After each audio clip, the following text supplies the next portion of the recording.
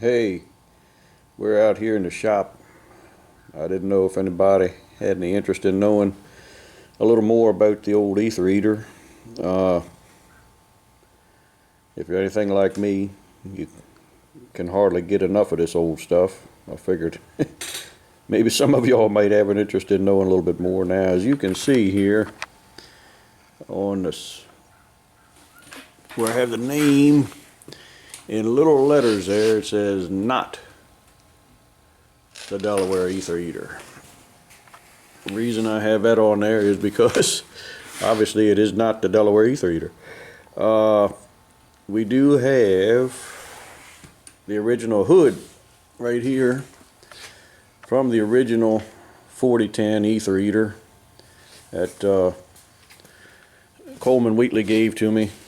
I used to pull when I was in my early to mid 20s, close to 30, 5020 Pro stock, and I knew Coleman, and it was right about that time he was selling his farm and moving to Indiana, and we were walking around. I was talking to him, and in one of his sheds we saw this old hood laying there with several other items from the original ether eater, and I asked him about it, and he said, "Oh, that's the old original hood. You might as well take that with you. Now, nobody's going to want that." So I jumped at the chance to get it.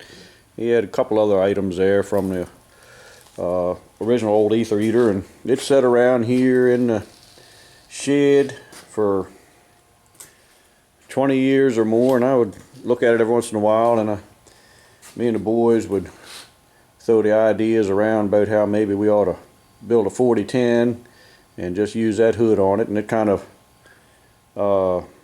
evolved into building an exact replica of it as close as we could, and using that hood. I figured it was part of history. We should try to preserve it. So that's what we did as near as we can get. There's a couple differences. As you can see, I don't have a 4010 radiator on it. I haven't snuck up on one of them cheap enough yet. This one's doing all right for us. This little aluminum radiator, but it's got aluminum side frame rails, and it's got the exact same type steering unit on the outside, the steering box, a Gemmer steering box from a John Deere 40 combine.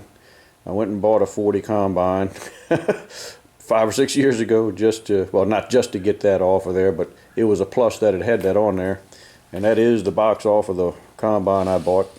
We do still use that combine to harvest rye, so I have some rye for my cover crops. Anyhow, that's the type of box that he had, and I got another box and put on the combine. And he did have different hubs on his front wheels, and we haven't come across them yet. He had the type of hubs he had, the rims had to be reversed, put on the other way. We haven't, like I say, come across any of those yet. We hope to. When we do, we'll put them on there.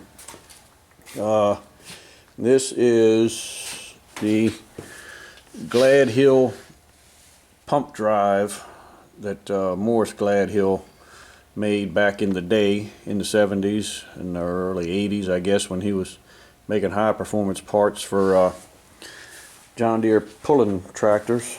It's a big chunk of aluminum that is machined out, and the gears he used, the gears that drive the pump, and the gear that's welded to the timing gear, your cam gear, are I believe they're starter rings from John Deere snowmobile, and it does work. It works fine. This, of course, this is the big Mack truck injection pump like he was running. Oh, I do have to say that we were very fortunate to get this pump drive from a fellow pulling enthusiast from up Pennsylvania. He knows who he is. We appreciate it very much. Yeah, he might like it back. I don't know if he wants to get into this game now, but we do very much appreciate him giving us that. And also this oiling system is like what they used on their super stockers, and that pump drive and this oiling, the housing for the oil filter and the oil cooler, they're from a combine. That's what they used on some of the super stocks back then, and this was run on a super stock. Anyhow, we made some rims that were very much like what he had, and fenders that were very much like what he had, and throttle, and we tried to get it very, very close to what he did have on there. Believe it or not, this is a tank that I hold water in for the water injection. I have no idea what he had. I don't think he had water injection, not sure.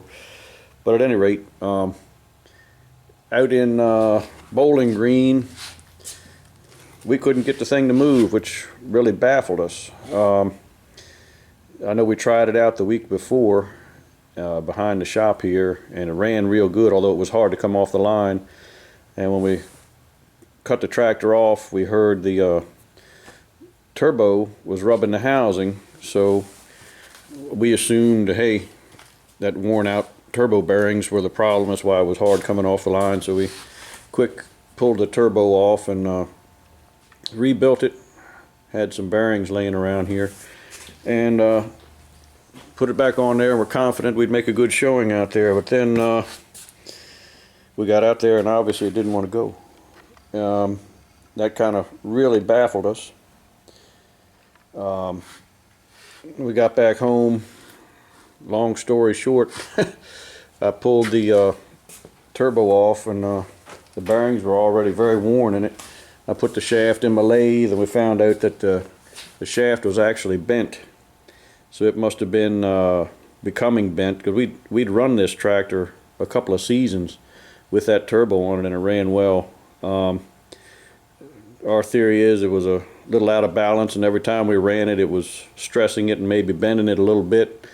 And it finally got bent enough that it just was, the wobble was too much for it to build boost. Of course, it had to be right when we were out there in Bowling Green, but that's the way it goes. And this engine is, the block is a 40-20 block, standard 40-20 block, wide block with a 44-30 head on it. That's pretty much a setup Coleman had. It's a wide block with a narrow head. We kind of had to fix up something on the edge of the head there to cover up the wide block part, the wider block. But it seems to be holding up all right. And nothing fancy, stock cam, stock boring stroke 404. Holding up fine. Anyhow, that's the old ether eater. Not the ether eater. I got this other turbo on there. It's a spare turbo that we put together. I got to rebuild the Switzer. They used to run a Switzer 4LE. Just the housing of it down here. Exhaust housing squeezes are pretty tight. That's what they used to run. They used to use that as the bottom charger on a lot of twin charger setups. Well, anyhow, just figured some people are nosy and like to know this old stuff. Now you know the history of this tractor and how I got the hood, and anybody got any questions, you can type them in. Catch you later.